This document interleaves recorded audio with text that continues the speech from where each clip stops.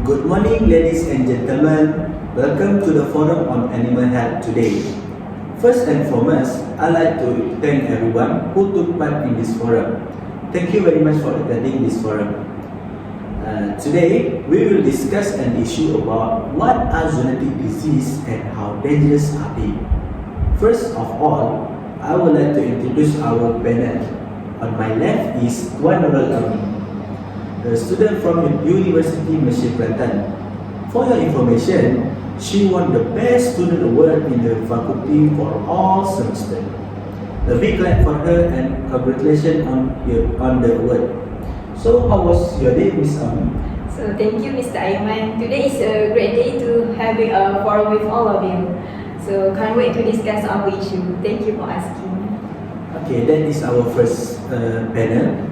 For the second panel, is next to her is our special guest from the Veterinary Department of Jenny, Professor Zahid Lutfi. He has the experience about 23 years old on this field. So, how are you today, Professor? Okay, I feel very good today. Thank you, Ms. Aiman. Okay, for the third panel, at the end of the corner is the gorgeous, the beauteous, and the smartest, and the most experienced lecturer from the University of Harvard. So, she is also a farm owner there, Dr. Zoraida. Welcome to our forum today, and thank you for accepting the invitation from this forum. What are your thoughts on being able to return to our homeland after living abroad? Thank you for your invitation. I was absolutely delighted to be back in Malaysia after such a long time. Okay, thank you for all panel.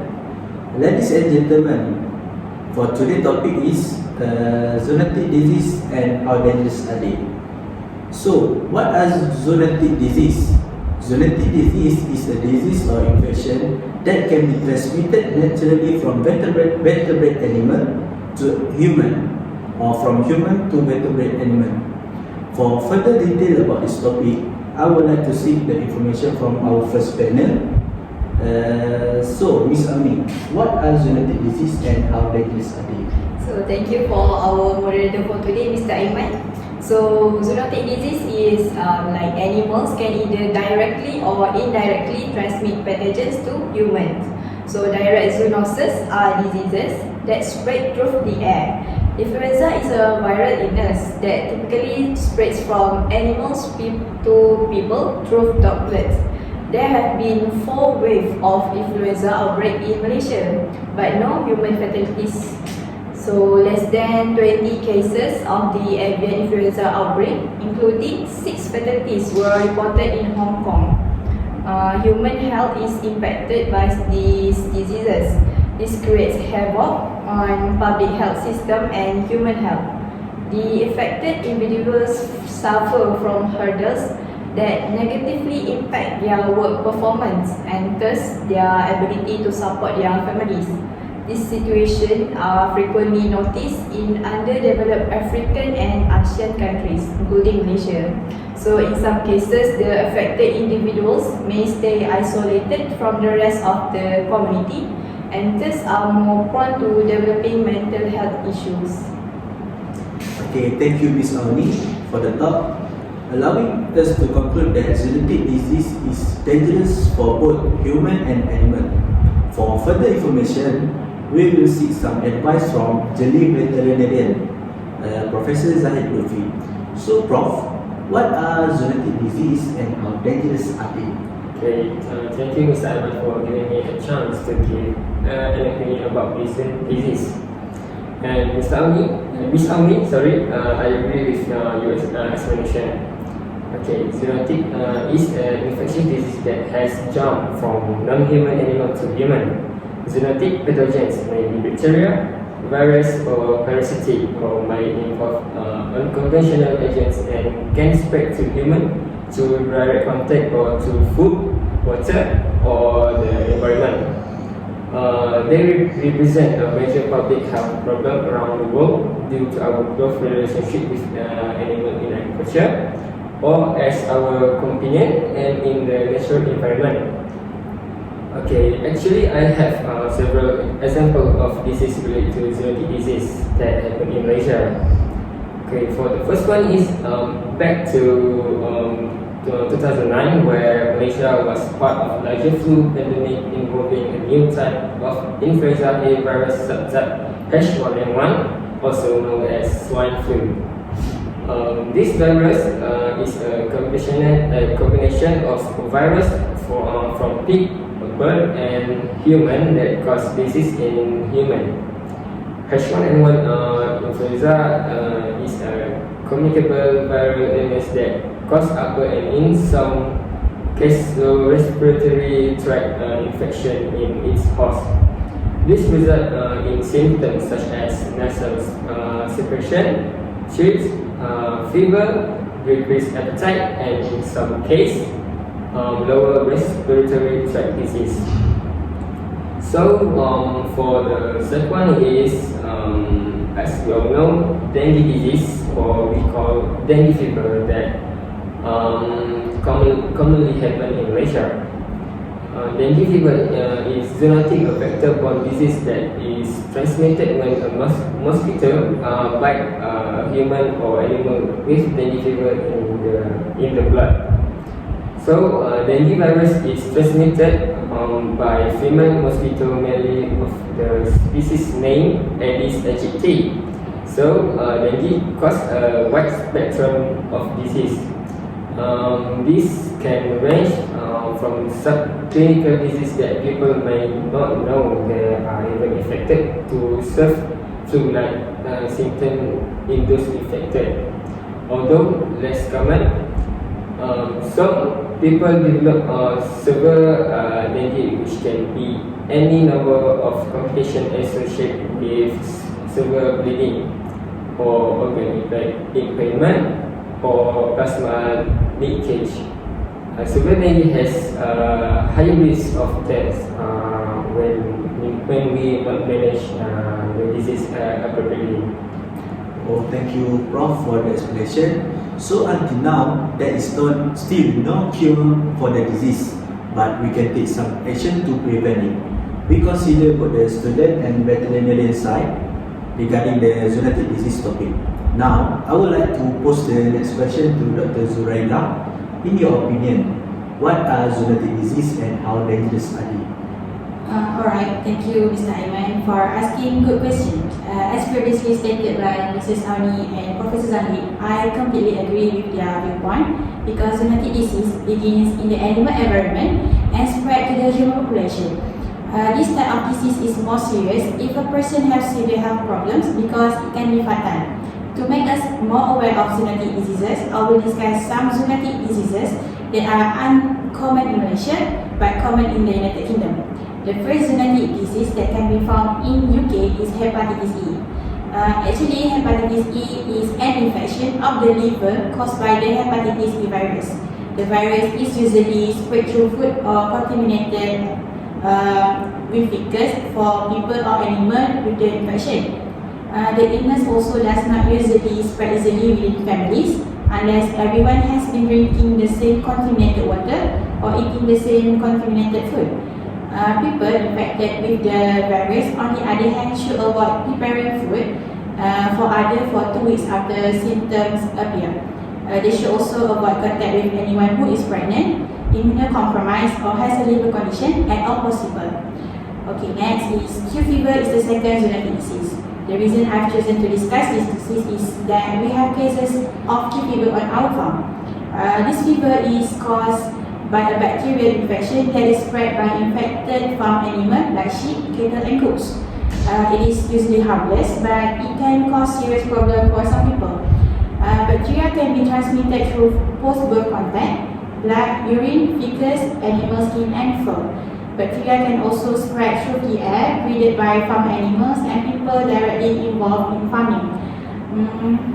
If you are pregnant, it is critical to avoid contact with sheep and goats during the lambing season because pregnant are more likely to become infected than men. That's all for me. Okay, thank you, Ms. Zuraida, for the explanation. Luckily, I'm not pregnant. So, that's for our first session. We will continue after this commercial break. Let's move on to our second section of this forum, which is debate between our panel. So I open this session to anyone who want to talk. Here you go. Me. So, first, I agree with Professor Zahid's opinions, which he point out that diseases that happened in Malaysia in 2009 had an outbreak of H1N1 diseases. I also want to add that the Malaysian government has produced a National Influenza Pandemic Planning Plan (NIPPP), which acts as a time-bound roadmap for influenza pandemic preparedness and responses. It establishes a policy and strategic framework for a multi-sectoral response and includes specific advice and actions to be taken by the Ministry of Health at various levels, other governmental departments and agencies, and non-governmental organizations to ensure that resources are mobilized and used most efficiently before, during, and after a pandemic episode. So I appreciate your opinion, Dr. Zuraida, but I think we should focus more on zoonotic diseases that happen in Malaysia. We wish to shrink the scale so we can observe infectious diseases that occur in Malaysia and know how to treat and overcome them so that we can be prepared in the future. Dr. Zuraida, did you know that the first case of suspected Q fever in Malaysia is caused by contaminated milk samples? I somehow read about the Q fever issues as we are going to discuss zoonotic disease in our forum today. In Penang Farm, Q fever was detected in 2007, which the workers presented with fever for 2 weeks and a history of handling the apparatus of a goat. There were goods that were imported from endemic countries. Q fever is easily treatable, which is the medicine is tetracyclines for the treatment of Q fever diseases. Okay, thank you, Ms. Auni, for your opinion. I understand what you are saying, but we must acknowledge that zoonotic disease can occur outside of Malaysia, such as Ebola virus, which originated in sub-Saharan Africa, and the Zika virus, which first appeared in Uganda. Every disease requires a treatment and prevention strategy, so I'll go over how to treat and prevent the hepatitis E virus and Q fever one by one. Okay, to reduce our risk of getting hepatitis E, we should truly cook all meat before eating it. We should also wash our hands after handling raw or undercooked meat. When someone has another liver disease, is pregnant or has a suppressed immune system, he and she should avoid raw meats, shellfish and pork products. There is currently no vaccine available for hepatitis E in United Kingdom. When visiting countries where the virus is common, it is advised to take precautions. Always thoroughly wash your hands after using restroom or before cooking or eating food. Use alcohol-based hand gel or baby wipes to clean our hands if soap and water are not readily available. And for your information, in United Kingdom, there isn't a vaccine for Q fever at the moment. Therefore, if you are work with animal, once again, wash your hands frequently, treat cuts and bruises right away, and cover them with a bandage or dressing. Wear safety clothes like waterproof gloves and goggles. You should also make sure that all animals after birth, especially placenta, is properly disposed of, because that avoid touching item. Besides that, avoid touching item that has come into contact with animal blood, a fetus, urine, or after birth, such as clothing, boots or glove. You should avoid drinking milk that has not pasteurized and eating in areas where animals are kept.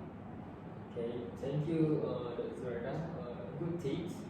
Okay, so thank you to Miss Auni because you agree with my opinion, and I want to focus on the zoonotic disease that happen in Malaysia. And I agree with Dr. Zuraida that she said that we also need to add knowledge about zoonotic disease in other countries. Okay, so I'm going to explain how to treat and prevent the disease like Dr. Zuraida did just now. Okay, to treat swine flu, H1N1, most people with swine flu are otherwise healthy don't need a special drugs for or treatment. If you have a swine flu, you should get plenty of rest, drink water, eat a light diet, and stay home. If you want to reduce fever and relieve aches and pains, you need to take medicine like Tylenol. But if you are very ill, you need a healthcare provider who may prescribe an antiviral medicine. Antiviral drugs such as Tamiflu or Relenza can kill the virus. This drug can short the time you are sick and help ease your symptoms. To prevent this disease, get your annual flu vaccine. Otherwise, to prevent the spread of swine flu, you need to cover your nose and mouth with tissue when you are sneeze or cough. Wash your hands with soap and water. Do not touch your eyes, nose or mouth. Avoid sick people. Stay home if you are sick, and do not share your personal item with someone else. Okay, next is how to treat the dengue disease. Actually, there is no specific treatment. Listen, there no have specific treatment for the dengue fever. So patients should rest, stay hydrated, and seek medicine advice.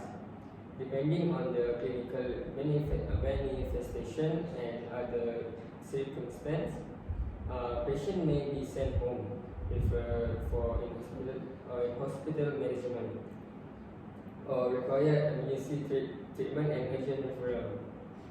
How to prevent it? If you know you have dengue, avoid getting further mosquito bites during the first week of illness. The virus may be circulating in the blood during this time, and therefore you may transmit the virus to new uninfected mosquito who may in turn infect other people. The proximity of mosquito vector breeding site to human habitation is a significant risk factor for dengue.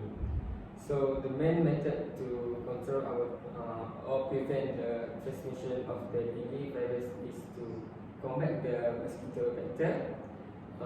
This is achieved through the prevention of mosquito breeding, personal protection from mosquito bites, community engagement such as engaging with the community to improve participation and mobilization for sustained vector control. And lastly, active mosquito and virus surveillance. I think that's all. Okay, let's continue our session, our Q&A session. So we have some questions from our audience. The first one is from Mukhaid Ajma. The question is, how we prevent this disease, this zoonotic disease? So, let me answer that question. Thank you, Mr. Aiman, and the audience who asking the question. So, how to prevent the diseases?